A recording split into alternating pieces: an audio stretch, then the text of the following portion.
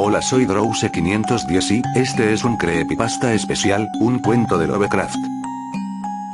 Suscríbanse, darle like a Facebook, síganme por Twitter, no olviden comentar.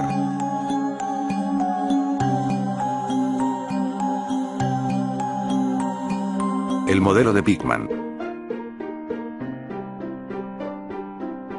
No es necesario afirmar que he enloquecido, Elliot. Hay mucha gente que tiene prejuicios más extravagantes que este. ¿Por qué no te burlas del abuelo de Oliver, por ejemplo, que nunca se ha subido a un vehículo con motor? Si no puedo soportar ese maldito ferrocarril metropolitano es cosa mía. Y, por otra parte, hemos llegado mucho más rápido que si hubiésemos venido en taxi. De haber elegido el metro, habríamos tenido que subir a pie la colina de Park Street.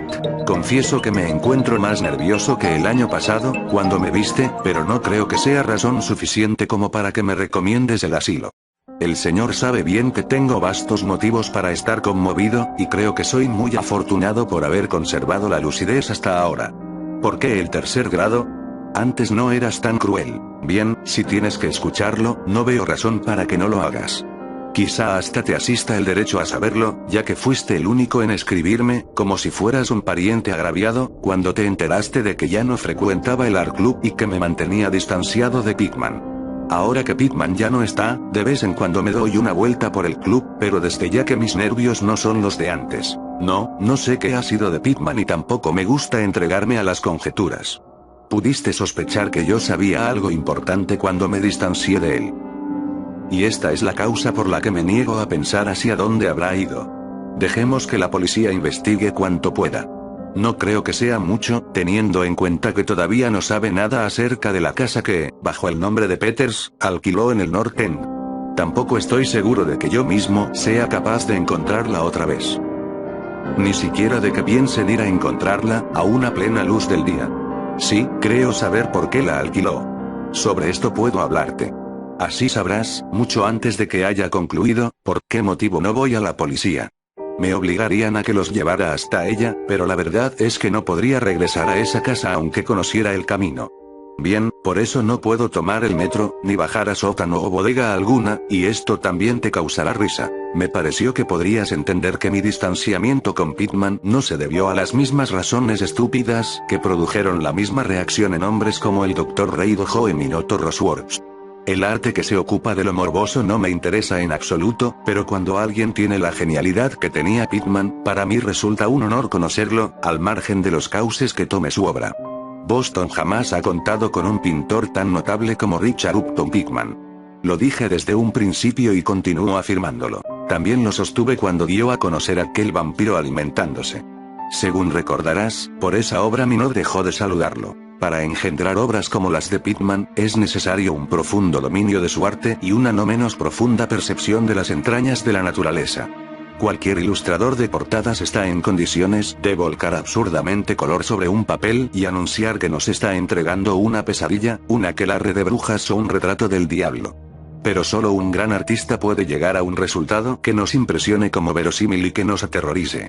Esto es posible porque solamente un verdadero artista puede reconocer la verdadera anatomía de lo terrible y la fisiología del miedo. Es el único que conoce el tipo exacto de líneas que despiertan los instintos adormecidos o los heredados recuerdos del miedo, es el único capaz de rastrear los contrastes precisos de color y los efectos de luz que estimulan en su espectador el latente sentido de lo anormal. No necesito explicarte por qué un Fuseli nos produce escalofríos, mientras que la portada de una revista de fantasmas solo nos mueve a la risa. Existe algo que esos seres excepcionales captan, algo que está más allá de la vida, y son capaces de transmitírnoslo aunque sea fugazmente. Es el don que distingue a Gustave Doré. Sidney Sime también lo tiene. Angarola de Chicago también. Y Pigman lo poseía en grado superlativo, como nadie lo tuvo antes de él y como nadie, así lo quiera el Señor, volverá a tenerlo. No quieras saber qué es lo que esos hombres ven. En la práctica artística se advierte una gran diferencia entre las obras que captan estos seres esenciales arrancados a la naturaleza y los productos industriales que se fabrican en un estudio. En suma, debería decir que el artista propiamente fantástico está dotado de un tipo de visión que lo faculta para percibir motivos genuinos de un mundo espectral. Por esto, logra unos resultados que distan kilómetros de las melosas representaciones de sueños, así como las obras de un pintor vitalista toman distancia de los pastiches de alguien que ha aprendido a dibujar por correspondencia. Si alguna vez me hubiese sido permitido ver lo que Pitman vio. Pero no. Mejor vayamos a beber un trago antes de enfrascarnos en este asunto. Por Dios. No estaría con vida si hubiera visto lo que ese hombre, si es que era un hombre, vio. Como recordarás, el fuerte de Pitman eran los rostros. Creo que nadie, desde Francisco Goya, ha puesto tanta intensidad en unos rasgos o en una expresión. Y antes que Goya habría que buscar en los anónimos artistas medievales que crearon las gárgolas o las quimeras de Notre Dame o del Mont Saint-Michel. Ellos creían en la realidad de las criaturas que plasmaban en sus obras. Y tal vez también veían esa clase de criaturas, sobre todo si se recuerda que la Edad Media tuvo algunas etapas muy curiosas. Recuerdo perfectamente que en cierta ocasión le preguntaste a Pitman dónde demonios conseguía tales ideas y visiones. La respuesta fue una por demás desagradable carcajada. Esa carcajada fue, casualmente, la razón por la que Reid se disgustó con él. Reid venía de graduarse en patología comparada y era un saco de grandes ideas sobre el significado biológico o evolutivo de cualquiera de los síntomas mentales o físicos imaginables. Su aversión a Pitman era cada vez más notoria y terminó prácticamente en miedo al pintor. Decía que la expresión de Pitman e incluso sus rasgos tomaban un derrotero progresivo que no le gustaba, se desarrollaban en un sentido que no era humano. Si has mantenido correspondencia con Reid, supongo que le habrás dicho que su error consistió en dejar que los cuadros de Pitman operaran directamente sobre sus nervios o su imaginación. Fue lo que yo dije por aquel entonces. Puedes estar seguro de que no me distancié de Pitman por ninguna de estas cosas. Al contrario, mi admiración hacia el maestro fue creciendo, ya que no había duda alguna de que aquel vampiro alimentándose era una obra maestra. Como sabes, el club se negó a exhibirlo y el Museo de Bellas Artes ni siquiera lo aceptó como donación, nadie tampoco quiso comprarlo, así que el cuadro quedó arrumbado en casa de Pitman hasta que este se marchó. Ahora está en manos de su padre, en la casa familiar de Salem. Bien sabes que Pitman es originario de la antigua Salem. Uno de sus antepasados fue quemado en 1692 por brujería. Me acostumbré a visitar a Pitman con alguna frecuencia, en especial después de que comencé a buscar material para la preparación de una monografía sobre el arte fantástico. Tal vez haya sido su propia obra la que me sugirió la idea. De todos modos, debo confesar que su obra fue una rica cantera de sugerencias y de datos para aquel propósito. Me facilitó el acceso a todos sus trabajos, a todos los cuadros y dibujos que tenía con él, incluyendo algunos bocetos a tinta que hubieran significado su inmediata expulsión del club de haber caído ante los ojos de sus integrantes. En poco tiempo me había transformado en una especie de adepto que pasaba horas enteras pendiente de teorías artísticas y especulaciones filosóficas tan desatinadas que por sí solas habrían justificado la internación de Pitman en el manicomio de Danvers. El pintor se volvió muy confidencial conmigo, seguramente debido tanto a mi demostrada admiración cuanto al hecho de que casi toda la gente había comenzado a rehuirlo. Una tarde me dijo que si estuviese seguro de mi discreción y de mi entereza me mostraría algo distinto a lo que yo estaba acostumbrado a ver, algo considerablemente más perturbador que cualquiera de las piezas que tenía en su casa. Ciertas cosas, me confió, no son tolerables para la Newbury Street. Aquí estarían fuera de lugar y tampoco podrían ser concebidas en este lugar. Mi misión consiste en capturar las armonías del alma y esto claramente resulta imposible de practicar en una serie de aburridas calles de reciente construcción. Back Bay no es Boston. Todavía sigue siendo nada porque no ha tenido tiempo suficiente como para compactar recuerdos y poblarse de espíritus locales. Los fantasmas de aquí son fantasmas domesticados que han olvidado su hogar inicial en un pantano o en una cueva de relativa profundidad. Yo necesito fantasmas humanos, fantasmas de seres lo suficientemente fuertes como para haber resistido una ojeada al infierno y lo suficientemente aptos como para haber vuelto con el significado de lo que habían visto. El mejor lugar para que viva un artista, continuó, es el North End. Si fuera coherente y sincero consigo mismo y con su obra, el artista solo habitaría en los barrios pobres, allí donde se acumulan las tradiciones. Esos lugares no solo han sido construidos, se han desarrollado. En esos lugares han vivido generaciones tras generaciones, han gozado de la vida y han muerto, en épocas en que la gente se atrevía a vivir, sentir y morir. ¿Tenías idea de que en 1632 existía un molino en la Copsil y que la mitad de las actuales calles fueron trazadas en 1650? Puedo mostrarte edificios que se mantienen en pie desde hace más de 2 siglos y medio, casas que han soportado cosas que harían derrumbarse a los edificios modernos. ¿Qué sabe la gente de hoy en día acerca de la vida y de las fuerzas que las mueven? Hoy le llamas fantasías a la brujería de Salem, pero mi retatarabuela bien podría haber usado otras palabras. La colgaron en la Gallowville, custodiada por la mirada beata de Cotton Mather. El maldito Mather siempre estaba obsesionado con que alguien lograra fugarse de aquella demoníaca cárcel de monotonía. Lástima que no lo hayan hecho víctima de un hechizo o que le hayan chupado toda la sangre durante la noche. Puedo mostrarte uno de los lugares donde vivió, proseguía Pittman, y también puedo llevarte a otra casa a la que no se atrevía a entrar pese a sus muchas bravatas. Conocía cosas que no se animó a escribir en aquel desabrido Magnalia ni en el pueril Maravillas del Mundo Invisible. A propósito, ¿sabías que existió una época en que todo el North End estaba surcado por una red de túneles que permitían a ciertas personas el contacto con ciertas casas, con el cementerio y con el mar? Si examinamos 10 casas construidas antes de 1700, apuesto a que en 8 de ellas puedo mostrarte algo raro en la bodega. No pasa mes sin que leamos en los periódicos que un grupo de obreros descubrió pasadizos subterráneos que no llevan a ninguna parte. Hace poco se localizó uno en la Ensman Street. Había brujas y la invocación de sus sortilegios, contrabandistas, piratas y lo que del mar recogían. Puedo asegurarte que en otras épocas la gente sabía cómo vivir y cómo ingeniárselas para dilatar las fronteras de la vida. Por cierto que este no era el único mundo que un hombre con imaginación y valiente podía conocer. Y pensar que hoy, en cambio, las mentes se han aguado tanto que incluso un club de pretendidos artistas se estremece y conmociona si un cuadro transpone los sentimientos que pudo experimentar un feriante de la Beacon Street. Lo único que salva al presente, afirmaba el pintor, es su propia estupidez, porque lo inhabilita para interrogar al pasado. ¿Qué dicen en realidad del North End los mapas, los archivos y las guías? Puedo llevarte a 30 o 40 callejuelas ubicadas al norte de la Prince Street, cuya existencia no es conocida ni siquiera por 10 personas, aparte de los extranjeros que viven en ellas. ¿Y qué saben acerca de su naturaleza esos hombres morenos? Nada, Turber, porque esos lugares ancestrales están repletos de terror, de maravillas y de puertas para acceder a mundos diferentes de los vulgares.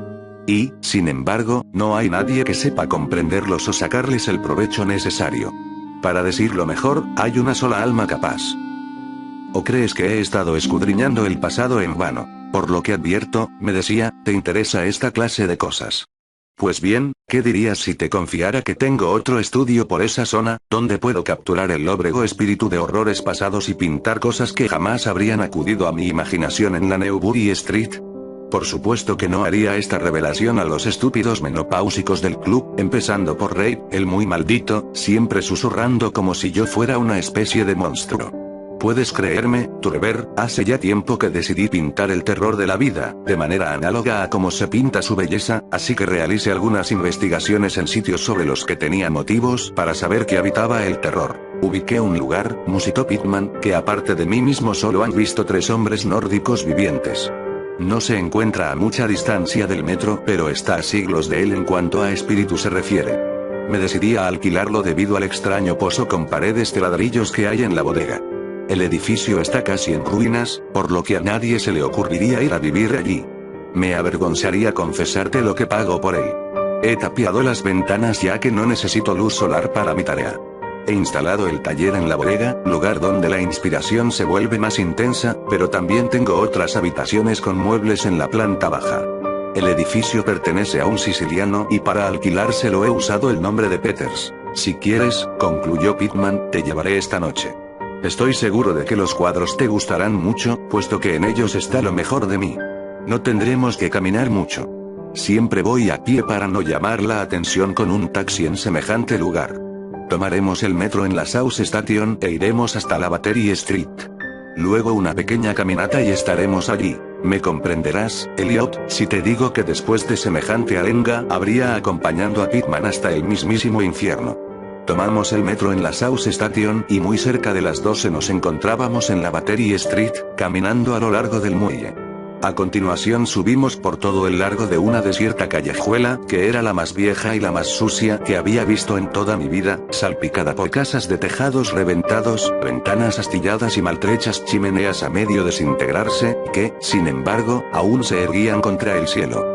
Me dio la impresión de que todas las casas que yo veía también las había visto Cotton Mather. Al llegar a una esquina mezquinamente iluminada, torcimos a la izquierda y tomamos un callejón mucho más estrecho, igualmente silencioso, pero sin luz alguna. De pronto nos detuvimos y Pittman extrajo de entre sus ropas una linterna con la que proyectó un haz de luz contra una puerta prediluviana de madera tan podrida que parecía imposible que se tuviera en pie. Pittman la abrió y me invitó a entrar a un desierto vestíbulo que aún conservaba los rastros de lo que en otros tiempos supo ser un magnífico artesonado de roble. Era simple, por supuesto, pero claramente indicativo de la época de Andros, Phipps y la brujería. Luego me hizo franquear una puerta a la izquierda, encendió una lámpara de petróleo y me invitó a que me pusiera cómodo, como si estuviera en mi propia casa. Bien sabes, Elliot, que soy lo que se llama un tipo duro, pero debo confesarte que lo que me mostraron las paredes de aquella casa me anudó el alma y las tripas. Eran los cuadros de Pittman, los que no podía pintar, ni mucho menos exhibir, en la Newbury Street, Y. ¿Qué decirte? Mejor vamos a tomar otra copa. La necesito. Como comprenderás, es inútil que trate de describirte aquellas telas, porque ¿cómo hacer para describir el más terrible, herético horror, y la más hedionda descomposición moral mediante unas simples pinceladas de color puestas sobre un plano? No se veía en esas obras la técnica sofisticada que se advierte en Sidney Sime, ni siquiera los panoramas o la vegetación cósmica que Clark Ashton Smith emplea para suscitar el horror. Los contornos recogían por lo general los desdibujados rasgos de antiguos cementerios, bosques tenebrosos, rocas linderas al mar, túneles revestidos de ladrillos, viejas habitaciones artesonadas o sencillas criptas de mampostería. El cementerio de la Copsil, que seguramente no se encontraba muy lejos de donde estábamos, era el escenario predilecto. La locura y la deformidad se cebaban en las figuras de primer plano, puesto que, como sabes, en la pintura de Pittman predomina un satánico retratismo. Las figuras no eran del todo humanas, más bien, intentaban acercarse a diversos grados de lo humano. La mayor parte de los seres, apenas bípedos, ostentaban un aire canino. Me parece verlos. Sus ocupaciones. No me pidas precisión. Por lo general se hallaban alimentándose. No te voy a decir en qué consistía su alimento. Algunas veces se agrupaban en cementerios o pasadizos subterráneos y de vez en cuando se disputaban su presa. O para decirlo mejor, su preciado botín. Y, sobre todo, esa maldita expresividad que Pittman sabía insuflar a los cegados rostros del macabro botín. En algunos cuadros las criaturas saltaban a través de una ventana abierta al corazón de la noche o anidaban en el pecho de algún ser durmiente para entretenerse con su garganta. Una de las pinturas mostraba a una jauría de aquellas repugnantes criaturas aullando en torno a una bruja empalada en la Gallows-Hill, cuya fisonomía tenía una notable similitud con la de los seres que la rodeaban. Sin embargo, no debes creer que lo que me impresionó hasta el vómito fue la temática de aquellos cuadros. No soy un niño y por cierto que he visto cuadros parecidos muchas veces. Fueron los rostros, Elliot, aquellos rostros que parecían escapar de la tela movidos por un hálito vital. En este mismo momento podría jurarte que estaban vivos. Dame otro trago, Elliot. Recuerdo una tela llamada La Lección. Dios mío. ¿Te imaginas a un grupo de esos seres agazapado en semicírculo en un cementerio entregados a la tarea de enseñar a un niño a alimentarse como ellos?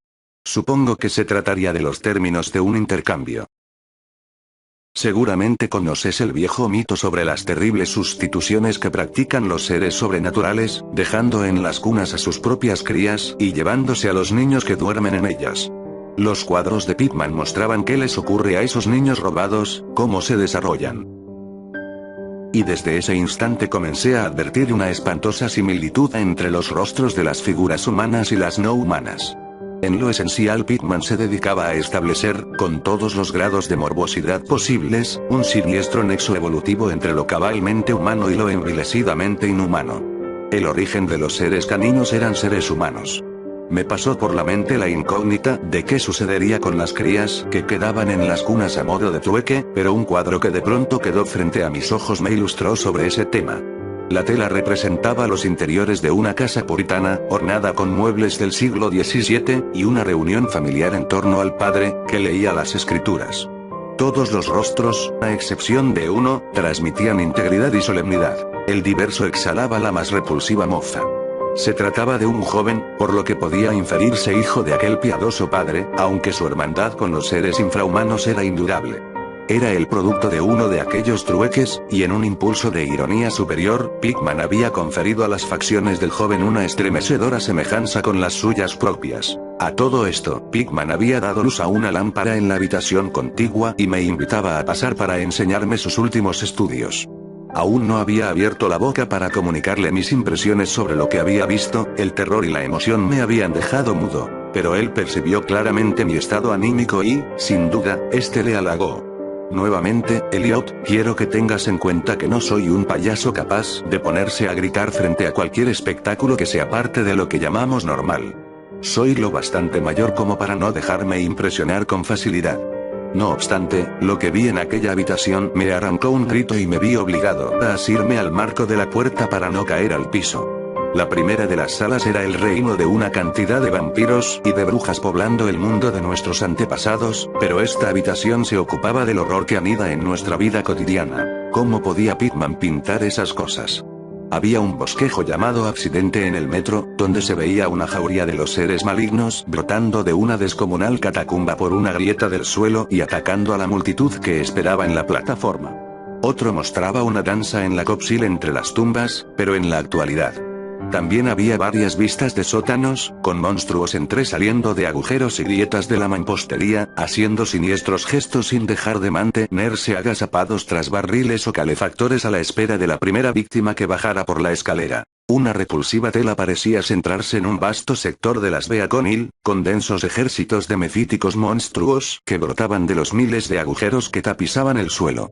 Había también trabajos con danzas en cementerios actuales, pero lo que más me perturbó fue una escena en una cripta perdida donde una muchedumbre de pequeñas bestias se arremolinaba en torno de otra que, con una conocida guía de Boston en sus manos, la leía evidentemente en voz alta.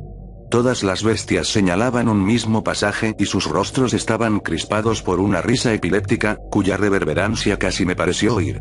El título de la tela era, Holmes, Lowell y Longfellow están enterrados en Mount Auburn. Mientras recobraba algo de aplomo y serenidad, en tanto me iba adaptando a aquella segunda habitación diabólica y morbosa, comencé a analizar mi propio estado de ánimo.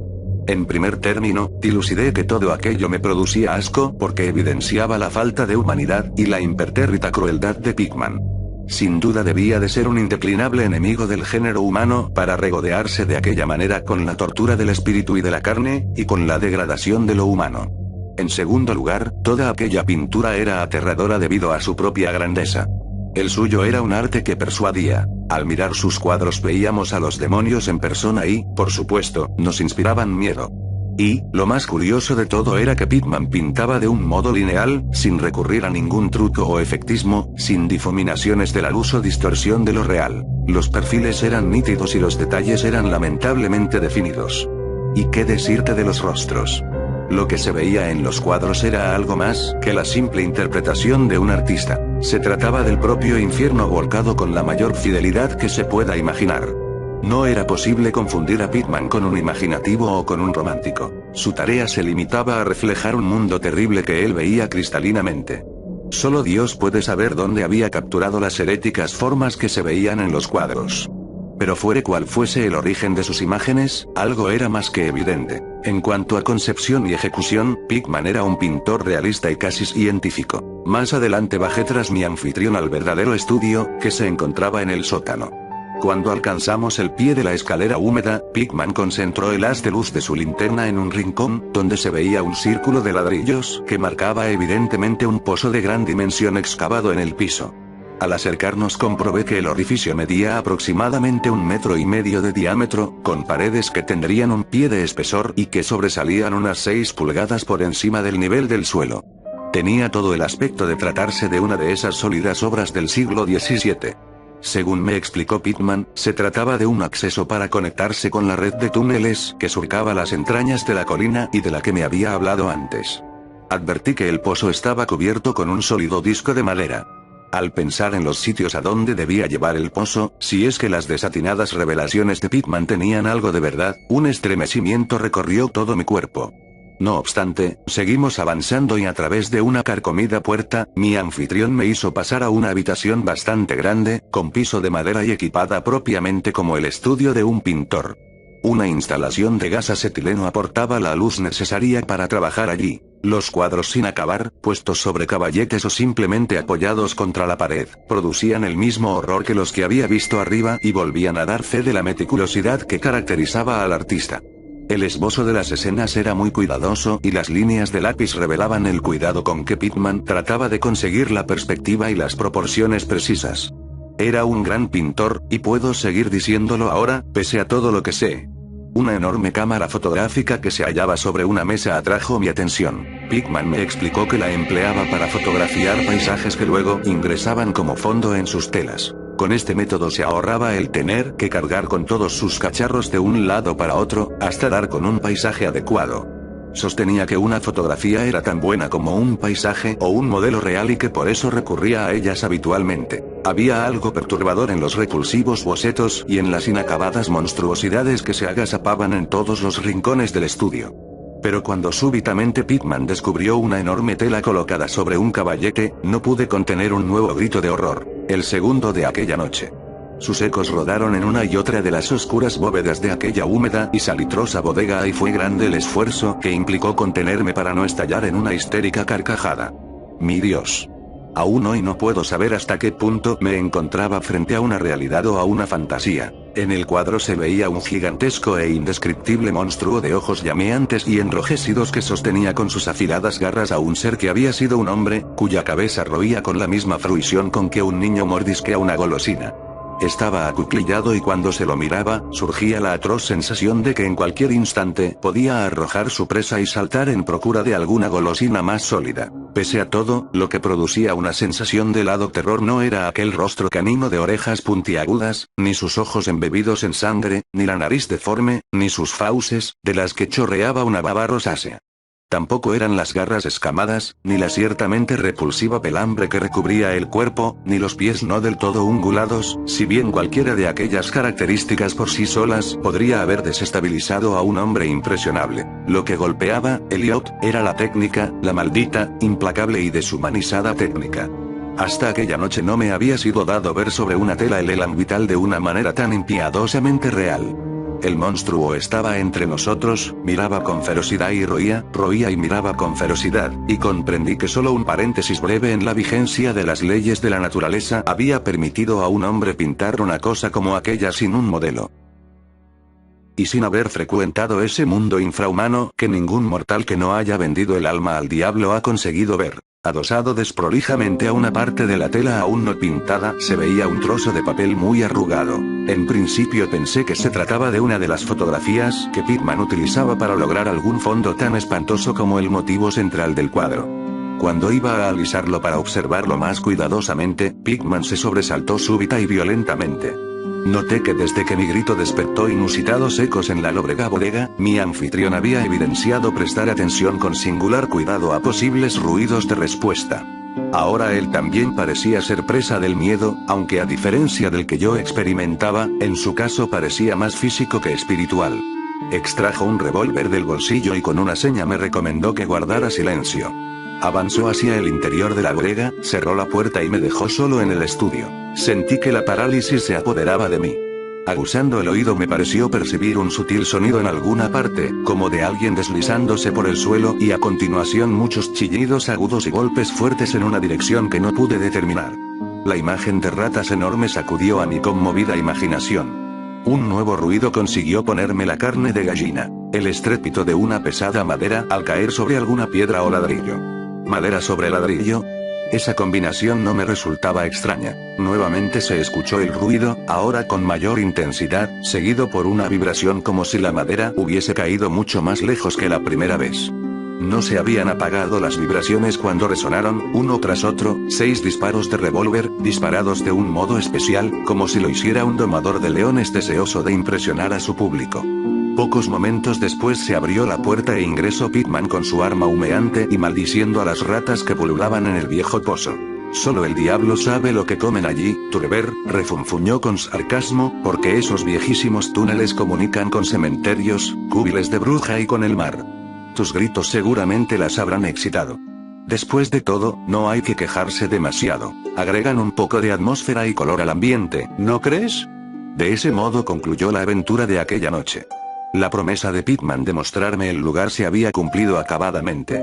Abandonamos aquel laberinto de callejuelas por otra dirección, ya que de pronto me encontré en la muy familiar Charter Street, aunque me sentía muy excitado como para identificar el modo en que habíamos llegado hasta allí. Era demasiado tarde como para tomar el metro, así que regresamos a pie por la Hanover Street. Recuerdo muy bien la caminata. Doblamos entre Mont y luego de subir por Beacon llegamos hasta la esquina de Hoy, donde Pitman me abandonó. Desde ese momento no volví a verlo. ¿Por qué dejé de ver a Pitman? Conten tu impaciencia. Deja que pida otro poco de café. No. No fue por los cuadros que vi en aquel lugar. Aunque por cierto que ellos hubieran sido motivo más que suficiente para que a Pitman le hubiesen prohibido el acceso a 9 de cada 10 hogares de Boston. Espero que ahora comprendas la razón de mi fobia a bajar a los túneles del metro o a sótanos. Me aparté de él por algo que encontré a la mañana siguiente en uno de los bolsillos de mi abrigo. Sí, era el estrujado papel que estaba prendido a la espantosa tela de la bodega, lo que yo había pensado que era una fotografía con algún paisaje que Pitman se proponía emplear como fondo para el monstruo. Seguramente cuando se produjo el sobresalto súbito de Pitman, me eché inadvertidamente el papel en el bolsillo antes de llegar a mirarlo. Y bien, aquí está el café, Elliot. Te aconsejo que lo tomes puro. En efecto, a ese papel se debió mi distanciamiento de Pitman, de Richard Upton Pitman, el artista más notable que haya conocido, y el ser más execrable que haya traspuesto jamás los límites de la vida para abismarse en el mito y la locura. Reid estaba en lo cierto. Pitman no era estrictamente humano. No quieras que te explique o que conjeture sobre aquel papel que quemé. Hay secretos que se remontan a la época de Salem y no olvides que Cotton Mather refiere cosas aún mucho más extrañas. Bien sabes lo endemoniadamente expresivos que eran los cuadros de Pitman y todas las veces que nos preguntamos de dónde habría sacado aquellos rostros. Bueno. Debo confesarte que aquel papel no era la fotografía de un paisaje para ser empleado como fondo. En la imagen solo se veía al ser monstruoso que estaba pintando en aquella terrible tela. Era el modelo que le había servido de inspiración y el fondo no era más que la pared de la bodega registrada con todos sus detalles. Por Dios, Elliot, aquella era una fotografía tomada del natural. Era el modelo que le había servido de inspiración y el fondo no era más que la pared de la bodega registrada con todos sus detalles. Por Dios, Elliot, aquella era una fotografía tomada del natural.